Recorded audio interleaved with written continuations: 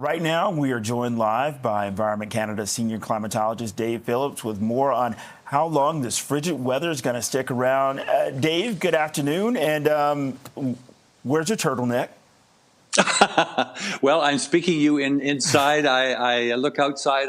Where I look on the water is just frozen. I see a few ice huts out there. So some people are taking advantage of the extreme cold. Okay, so let's talk about it. Right now, it's holding at 12 below, but feeling more like 20 below. How long is this going to last? Yeah, Bakari, it's kind of interesting. This is the first extreme cold warning of the season for Toronto. And this covers, of course, almost all of southern Ontario, from Windsor to Kingston and Muskoka. So it's really in here. And my sense is that, we've had actually, sort of interestingly, a colder moment than we had this morning.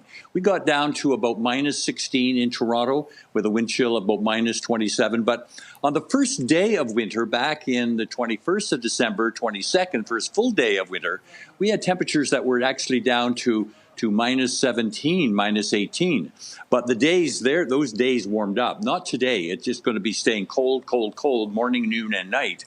And so but tomorrow morning is where we will, in fact, bottom out. We won't see a colder temperature than we've seen all winter so far, minus 19. But the winds, unfortunately, Bakari, are going to be moderate to strong. So, 20 gusting to 40.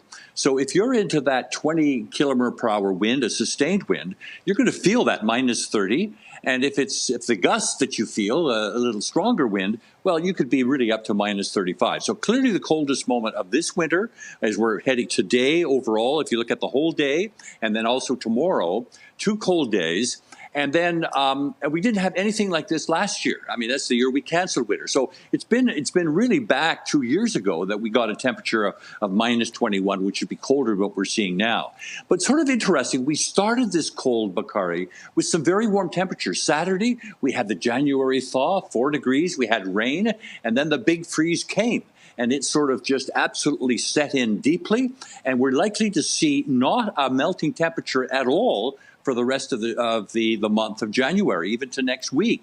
Now, we're seeing this extreme cold. We're going to sort of warm up this week. We're going to see highs of minus 6, minus 3, which is, maybe a couple degrees cooler than it should be for this time of the year. So some moderation taking place, but still no melting, no thawing going on. So this is, I think, the interesting thing about this cold. Not only is it intensely cold, Bakari, but it's the duration of the cold for just not 2 days, but 9 days and counting before we see this ending.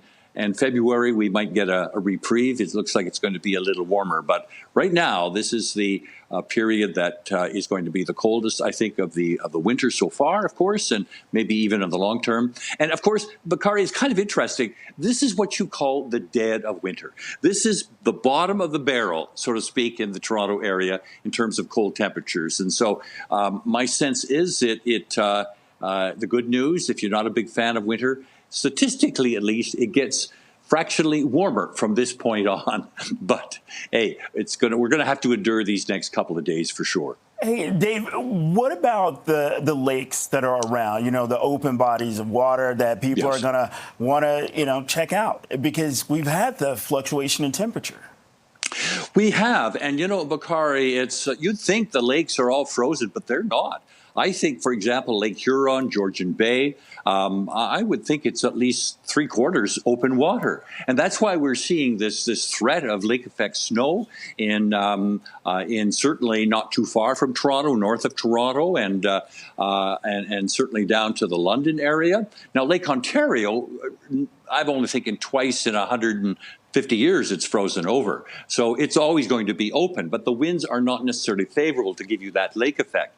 But, I think people, I worry, Bakari, the ice is not solid yet in those lakes that are frozen over, and people are taking a chance. They're going out ice fishers or snowmobilers are on it, and so there is a real risk. And even people just going down and watching the open water, there's slippery slopes, and they could fall in. I mean, it's really a hazardous time, and I think going for a walk, and especially if the winds are not strong, hey, that's good. I mean, you can actually feel or hear that crunch of snow under your feet. Hey, those are magical times. but you want to stay away from the water because it really is. You fall in and there's no chance to recover. I mean, it's pretty deadly. All right, Environment Canada senior climatologist Dave Phillips. Dave, always a pleasure, and I'm pretty sure we're going to be chatting a lot more. Good. I look forward to it, Bakari. Bye-bye now.